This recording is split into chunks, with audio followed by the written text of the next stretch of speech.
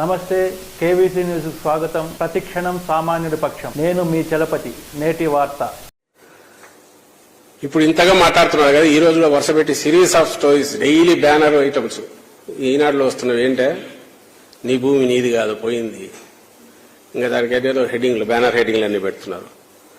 వాళ్ళ దాంట్లోనే ఈ మధ్య 4-5 నెలల క్రితం ఎప్పుడో వచ్చినట్టుంది. వాళ్ళ ఈనాడు ఈటీవీ వాళ్ళదేదో ఉన్నట్టుంది, యూటీవీ మన అన్నదాత దీనికి సంబంధించినంత వరకు. ఒకసారి అది పెట్టుమ్మా.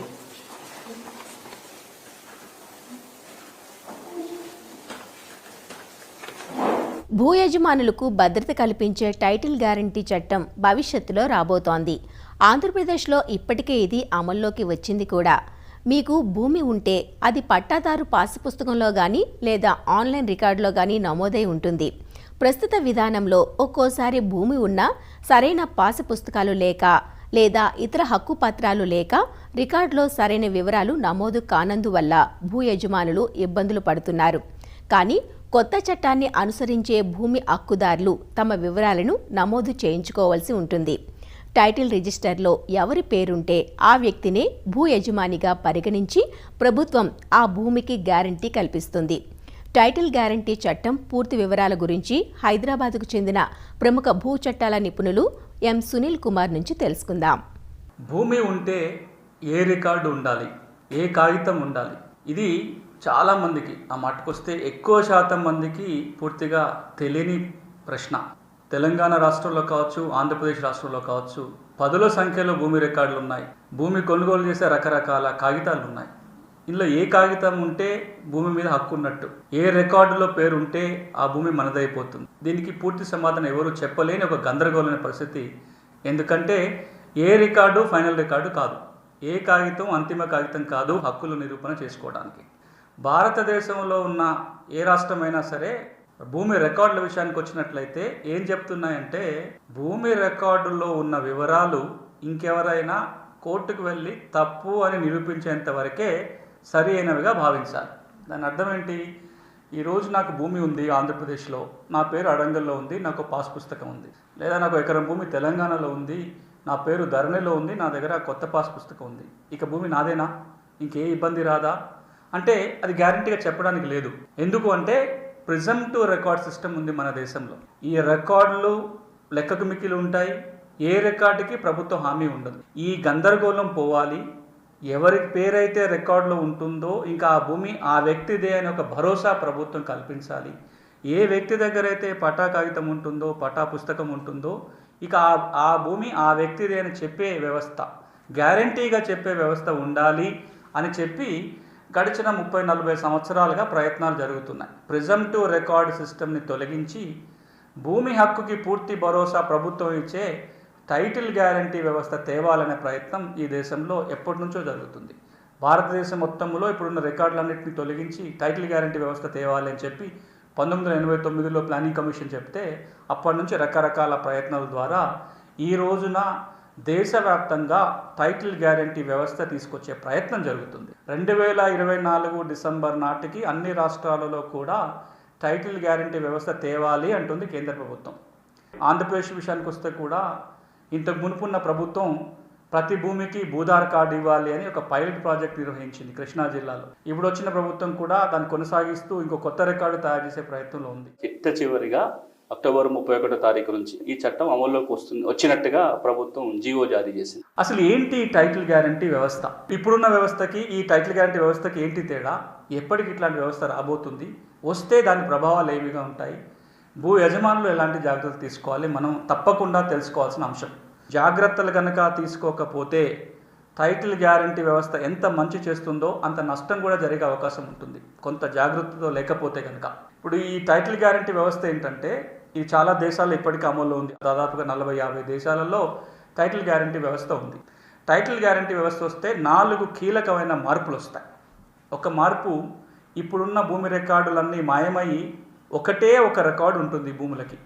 వ్యవసాయ భూమి అయినా, ఇంటి స్థలం అయినా, అది పట్టా భూమి అయినా, ప్రభుత్వ భూమి అయినా, భూదానం అయినా, అటవీ భూమి అయినా, ఏ భూమి అయినా సరే భూములన్నిటికీ ఒకటే ఒక రికార్డు ఉంటుంది. దాన్ని టైటిల్ రిజిస్టర్ అంటాం. ఇక మిగతా రికార్డులన్నీ చెల్లకుండా పోతాయి. దీన్నే కంక్లూజివ్ రికార్డ్ సిస్టమ్ అంటారు. ఈ ఒక్క రికార్డే ఉంటుంది, ఆ రికార్డులో ఉన్న వివరాలనే మనం పరిగణలోకి తీసుకోవాల్సి ఉంటుంది. అదే కంక్లూజివ్ రికార్డు. అంతేకాదు ఈ రికార్డులో ఉన్న వివరాలకి గవర్నమెంటే గ్యారంటీ ఇస్తుంది. ప్రభుత్వ హామీ ఉంటుంది కాబట్టి ఆ రిజిస్టర్లో మన పేరు వచ్చిన తర్వాత కూడా ఏదన్నా కష్టం నష్టం కలిగి ఆ భూమి మీద హక్కు కోల్పోవాల్సి వస్తే కనుక ఇన్సూరెన్స్ డబ్బులు వస్తాయి. దాన్ని టైటిల్ ఇన్సూరెన్స్ అంటాం. ఈ రోజున మనము ఒక కారు కొనుక్కున్నప్పుడు, ఒక బైక్ కొనుక్కున్నప్పుడు ఇన్సూరెన్స్ చేయిస్తాం. ఆ కారుకో బైకో మన ప్రమేయం ఉన్నా, మన తప్పున లేకున్నా ఏదైనా నష్టం జరిగితే ఇన్సూరెన్స్ కంపెనీ వాళ్ళు కొంత డబ్బు చెల్లిస్తారు. కానీ మనం జీవితాంతం కష్టపడిన డబ్బులతోటి ఓ ప్లాటో ఇంత పొలమో కొనుక్కుంటే ఒకవేళ అదేదో చిక్కులో ఉండిపోయింది, ఆ తర్వాత తెలుస్తుంది అది ప్రభుత్వ భూమని, ఆ తర్వాత తెలుస్తుంది అసైన్మెంట్ భూమని, లేదా డబుల్ రిజిస్ట్రేషన్ జరిగింది అని. ఏదైనా నష్టం జరిగితే మొత్తం డబ్బులు పోతాయి, మనం పూర్తిగా కోల్పోవాల్సిన పరిస్థితి వస్తుంది. కానీ ఈ టైటిల్ గ్యారంటీ వ్యవస్థ కనుక ఉండి మన టైటిల్కి ఏమైనా ఇబ్బంది కలిగితే ఇన్సూరెన్స్ కంపెనీ వాళ్ళు డబ్బులు చెల్లిస్తారు. ఇది ఇంకొక మార్పు.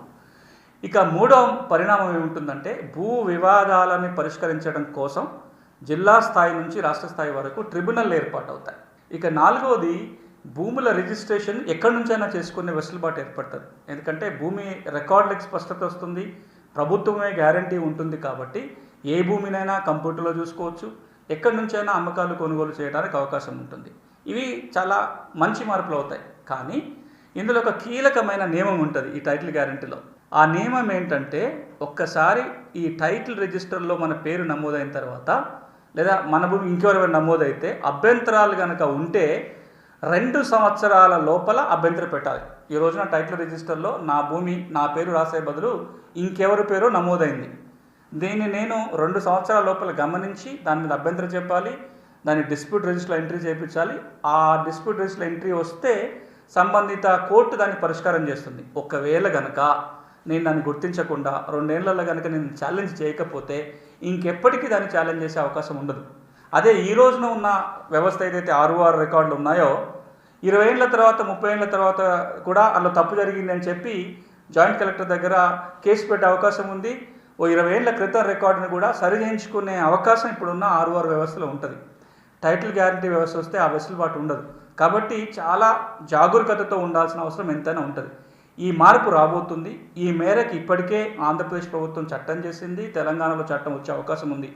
ఈ చట్టం వచ్చినప్పటికీ 2 జాగ్రత్తలు రైతాంగం తప్పనిసరి తీసుకోవాలి, భూమి ఉన్న ప్రతి వ్యక్తి తీసుకోవాల్సి ఉంటుంది.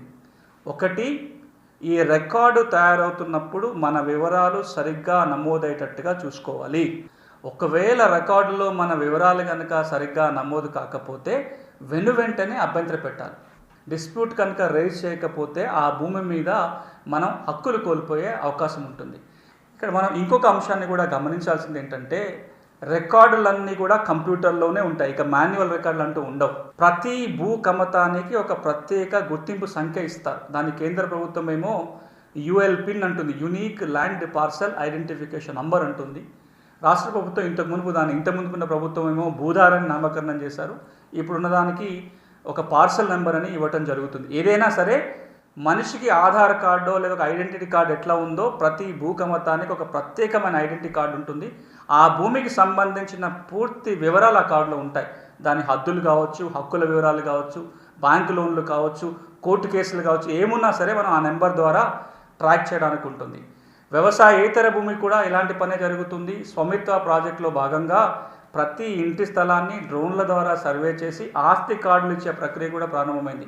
కాబట్టి ఇంటి స్థలం ఉన్న వాళ్ళైనా, వ్యవసాయ భూమి ఉన్న వాళ్ళైనా ఈ భారీ మార్పులు వస్తున్న ఈ సందర్భంగా ఈ మార్పులు ఏంటో తెలుసుకోవాలి, ఈ కార్డులు పొందే ప్రయత్నం చేయాలి. వివాదము సమస్య ఉంటే వెంటనే దాన్ని కేసు పెట్టడం కానీ అభ్యంతర పెట్టడం కానీ చేయాలి. చేయకపోయినట్లయితే ఏదైతే టైటిల్ గ్యారంటీ వ్యవస్థ భూమి హక్కులకి పూర్తి భద్రత కల్పించాలని తీసుకొస్తున్నారో అదే వ్యవస్థ వల్ల మనకి ఇబ్బందులు కలిగే అవకాశం ఉంటుంది. ప్రభుత్వాలు కూడా ఒక జాగ్రత్త వహించాలి. ఏ ప్రభుత్వం అయితే భూమి రికార్డులని కంప్యూటరీకరణ చేస్తుందో, భూమి ఉండి కూడా కాగితాలు లేని వాళ్ళకు కాగితాలు ఇచ్చే ప్రక్రియ చేస్తుందో, అదేవిధంగా హక్కులకి పూర్తి హామీ ఇచ్చే టైటిల్ గ్యారంటీ వ్యవస్థ తీసుకొస్తుందో, వీటన్నిటి వల్ల ఒక పక్కన హక్కులకి భద్రత పెరుగుతుంది, అవసరానికి భూముల అమ్మకాలు కొనుగోలు చేయడానికి మార్గం ఏర్పడుతుంది. అదే సమయంలో తగిన జాగ్రత్తలు కనుక తీసుకోకపోతే పేదలకి, చిన్న సన్నకారు రైతులకి అన్యాయం జరిగే అవకాశం ఉంటుంది. వాళ్ళ భూములు కోల్పోయే పరిస్థితి వస్తుంది. కాబట్టి పేదలని, చిన్న సన్నకారు రైతులకి రక్షణ కల్పించాలి, వారికి చట్టాల మీద, రికార్డుల మీద అవగాహన కలిగించాలి. సమస్య ఉన్నట్లయితే ఆ సమస్యను వెంటనే పరిష్కారం చేయడం కోసం ప్రత్యేక యంత్రాంగం కూడా ఏర్పాటు చేయాలని ఐక్యరాజ్య సమితి కూడా సూచించింది. ఈ నేపథ్యంలో 2 రాష్ట్ర ప్రభుత్వాలు కూడా ఆ వైపున చర్యలు తీసుకొని రైతుకు మేలు చేయాలి. కానీ బహుశా మాకు దొరికిందని తెలిసినట్టుంది. తీసేసినాడు ఇప్పుడు యూట్యూబ్ నుంచి, ఇప్పుడే తొలగించినారు. ఎంతసేపు అయింది ఇప్పుడైనా? 20 minutes అయింది. ఉప్పు అందినట్టుంది, ఇది వీళ్ళకి దొరికింది వైఎస్ఆర్సీపీ వాళ్ళకని. ఓకే, ఇంకా డౌన్లోడ్ చేసిన ఇస్తాం. దానికి స్క్రీన్ షాట్ కూడా తీసినట్టున్నారుగా. స్క్రీన్ షాట్ ఉందా? స్క్రీన్ షాట్ ఎక్కడ? ఇదే లింక్. సరే, నేను స్క్రీన్ షాట్ తీయమని చెప్పిన. ఓకే సర్లే, మళ్ళీ ఉందిలే, మళ్ళీ పంపిస్తాం, మీకు అందరికీ ఇస్తాం. సో ఇప్పుడు ఏమైంది, వీళ్ళకి తెలిసిన అలవాటు, వీళ్ళకి మామూలుగా ఆ రోజు చంద్రబాబు నాయుడు కూడా 600-700 హామీలు ఇచ్చినాడు, ఇట్లా పెడతాడు, అట్లా లేపేస్తాడు. ఈ పెద్ద ఆయన ముసలాయనకు రామోజీరావుకు తెలిసి ఇప్పుడు తెలిసినట్టుంది, ఇమ్మీడియట్ తను పీకేసినాడు. నోరు తెరిస్తే అబద్దాల్లో కూడా ఎవరికి హామీ చేయని అయితే ఏమన్నా అనుకోవచ్చు, లేదా రాజకీయం కోసం ఏదో మాట్లాడుతున్నారంటే ఏమన్నా అనుకోవచ్చు. ప్రజలకు సంబంధించినంత వరకు వాళ్ళ ఆస్తిపాస్తులకు, వాళ్ళ ఆలోచనల్లోనూ వ్యవస్థల మీదే నమ్మకం పోయేలాగా, భయం పుట్టేలాగా విష ప్రచారం చేయడం అనేది అంతకంటే ఘోరం, పాపం వేరే ఉంటుందా? నేను స్ట్రైట్ అందరిని వీళ్ళనే అడుగుతున్నా. 75 ఏళ్ళు వచ్చాయి, చంద్రబాబు నాయుడు నిన్న మాట్లాడుతూ అసభ్యంగా కూడా మాట్లాడుతున్నాడు. అసలు పబ్లిక్ ప్లేస్ లో, పబ్లిక్ దీని మీద మాట్లాడుతూ తాను పాస్బుక్ చూపిస్తూ దీని జిరాక్స్ కాపీలు ఏం చేసుకుంటారని ఏదో అంటూ అసభ్యంగా మాట్లాడుతున్నాడు. వీళ్ళు ఏం చెప్పాలనుకుంటున్నాడు నిజంగా అర్థం కావట్లా. కసి ఉండి వీళ్ళకు మామూలు లేదు, కడుపు మంట, కసి, ద్వేషం, కోపం, ఉక్రోషం, ఇంకా ఏమేమి ఉన్నాయో తెలియదు. సగం ఈ అసూయ, కడుపు మంట, ఉక్రోషం కంటిన్యూస్ ఉండే ఆయన చంద్రబాబు నాయుడు ఆ మధ్య జైల్లో ఉన్నప్పుడు పెట్టిన రోగాలు అవన్నీ వచ్చినట్టున్నాయి. మొత్తం బాడీ నిండా రోగాలే ఉన్నట్టున్నాయి. ప్రశాంతత లేదు. తనకంటే దాదాపు 20-22 ఏళ్ళు చిన్నవాడు రాగానే, ఫస్ట్ టైం రాగానే బ్రహ్మాండంగా పాలిస్తాడు. వీళ్ళ నాయన్ను చూసి కూడా సిగ్గు రాలే. 2004-9 మధ్య ఆయన ఇచ్చిన పాలనను చూసి అరే ఈసారి నాకు కరెక్ట్ చేసుకుందామని 2014లో అన్నా జనం అవకాశం ఇచ్చినప్పుడు, ఆఖరి అవకాశం, దాన్ని ఉపయోగించుకోలేకపోయాడు చంద్రబాబు నాయుడు. ఇప్పుడు జగన్మోహన్ రెడ్డి గారి కొడుకు ఈయన పాలన చూసి ఏమైనా నేర్చుకుంటాడంటే నేర్చుకోకపోగా, ఇంకా అంటే పెడదారి పట్టిన బ్రెయిన్ ఎక్కడికి పోతుంది అంటే ఒక అబ్సెషన్ వచ్చేసి ఎట్లాగైనా ఈయన ఎండ్ చూడాలి, ఈ పాలనను ఈయనను వీలైతే ఎండ్ చూడాలనేది కూడా లోపల ఉన్నట్టు. అందుకే ఈ మధ్య కూడా అది కూడా అంటున్నాడు, చంపితే ఏమవుతుంది, ఇట్లాంటి క్వశ్చన్లన్నీ రాళ్లతో కొట్టండి అంటున్నాడు. ఎట్లా ఇది పాలిటిక్స్ ఇట్లుంటాయా అనిపించే ఎంత అసహ్యంగా వీళ్ళు చేస్తున్న దీనికి పోతుంటే ఇది ఒక మంచి ఎగ్జాంపుల్ కదా అనిపించింది నాకు చూస్తుంటే. పద్దనమ్మ వాళ్ళు తీసుకొచ్చి చెప్తే ఇదే రామోజీరావు 2 నెలలు అయిందబ్బా, 4 నెలలు 5 నెలలు అయింది అంటే వచ్చేది అన్నదాతలు 5 months బ్యాక్ అనుకుంటా. అప్పటికి వీళ్ళకి వెలిగినట్లే ఈ ఆలోచన, దీన్ని ఇట్లా వాడచ్చు, జనాన్ని భయభ్రాంతులను చేయొచ్చు అని. అది వెలక్క వేసినట్టున్నాడు ఆ రోజు. అది ఇక్కడ బయటపడుతుంది. అంటే రామోజీరావుకు తెలుసు, ఆయన మీడియాకు తెలుసు, చంద్రబాబుకు తెలుసు, అండ్ అక్కడ చేయించిన మోడీ వాళ్లకు తెలుసు. సెంటర్లో దీన్ని ఇంట్రడ్యూస్ చేసేటప్పుడు it is a role model, good, ఇది ఫ్యూచర్ కావాల్సినది. ఎక్కడైనా సరే ఇప్పుడు గ్లోబలైజ్ అయిపోయి అంతా ఇది వస్తున్నప్పుడు సెక్యూరిటీ, స్థిరాస్తులకు సెక్యూరిటీ అనేది అవసరము అనేది అందరూ గమనించి గ్రహించారు. జగన్మోహన్ రెడ్డి గారు మిగిలిన వాటిలో అన్నింటిలో ఎట్లయితే అవినీతి రహితంగా చేస్తున్నారో వ్యవస్థల్లో,